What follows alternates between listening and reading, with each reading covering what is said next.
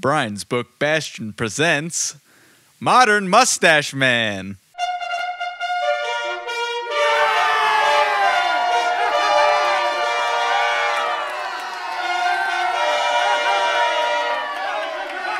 What's going on, everybody? This is episode, what now? 21? Are you sure? Your channel's old enough to drink. Welcome to episode... Welcome to episode 21, and welcome to the latest iteration of The Bookshelf. It's new and different. There are a bunch of notables behind me now. Notable. That's not a bug. No, it's not. But disregarding all of the great works behind me, we're looking at something a little less notable. Modernism, a very short introduction. If you'll recall, I looked at Postmodernism, a very short introduction, a little ways ago. I can't remember what episode that was. And I am now somehow doing modernism postmodernism, which is...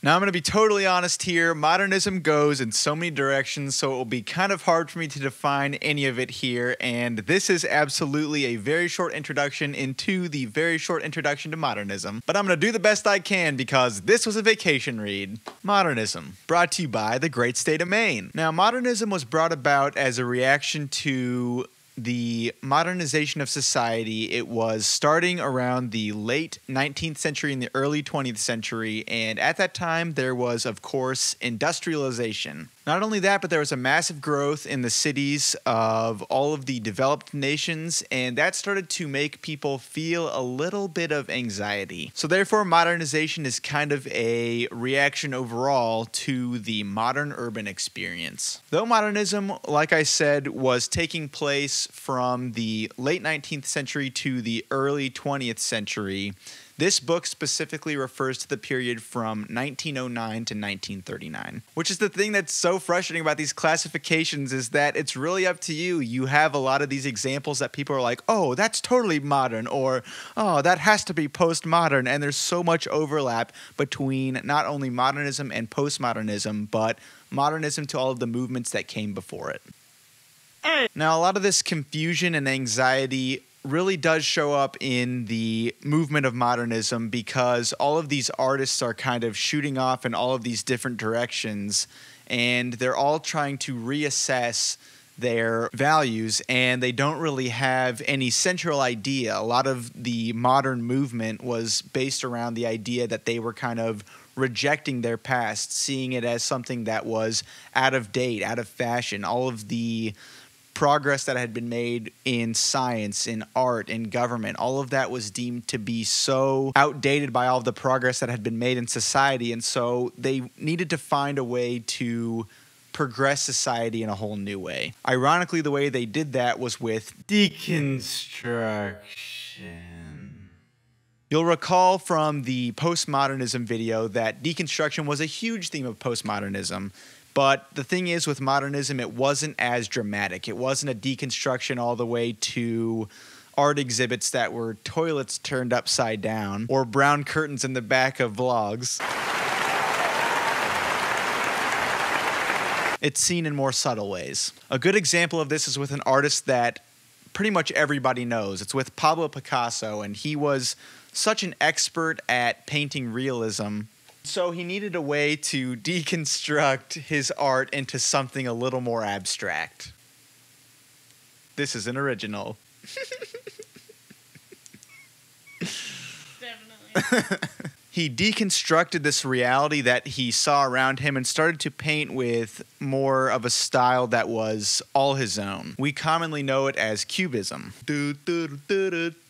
This reimagining of the past is a huge thing for modernism. In fact, according to this, it's one of the central themes of modernism as a whole. It's these artists that are taking these various examples from the past and using them in new ways, most commonly with parody. Shows how highly they thought of their forebears. Forebears. I don't even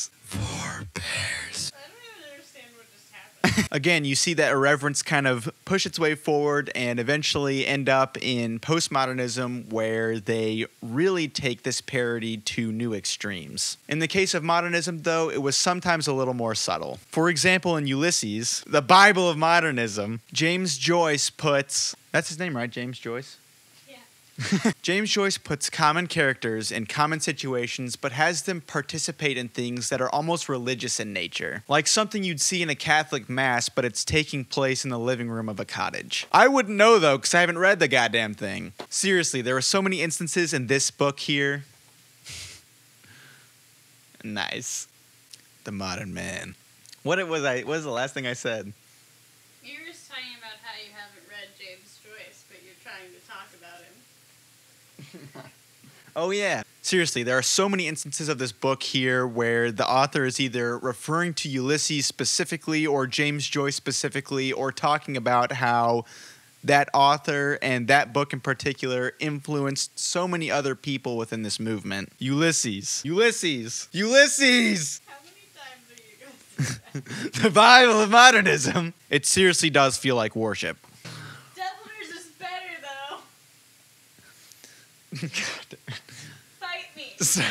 I guess I'll have to find out pretty soon. But it's fair because James Joyce did help pioneer some new techniques in literature that hadn't really been explored too much in the past. One really notable example is with stream of consciousness writing. From what I've heard, he eventually takes it to the extreme in Finnegan's Wake, where some people can't even finish the book. And I know it was right up there with Catch-22 on the list of most unfinished novels. Classic. But that stream of consciousness writing really did inspire a lot of other authors and created even bigger movements later on. Virginia Woolf later adopted this style, which again, I haven't read her either, and that would be something worth looking up in the future. And it's literally right behind me. And that stream of consciousness influence made its way all the way to the 60s with the Beatnik generation, and specifically Jack Kerouac, where they used the stream of consciousness to display this nomadic and really free lifestyle. The artists of this movement also made it a point to really mix the high culture and low culture of society and make it more accessible to everyone rather than the upper middle class.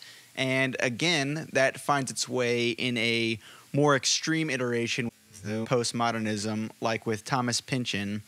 And you can really see where a lot of that inspiration comes from with these earlier writers in the modernist movement. But this book covers a lot more than I've even mentioned in this video. There's a big focus on art, and I know I talked about Pablo Picasso specifically because he's pretty much the one that I know the best, but there were a lot of other movements that were really important in this era, and there was a deep exploration into more scientific structure within art, and so a lot of these styles started to get into more geometric shapes in the abstract and really got down to formulas rather than art. The same thing held true for music. There was a lot of extreme looks into more scientific processes as far as music was concerned, and there were these avant why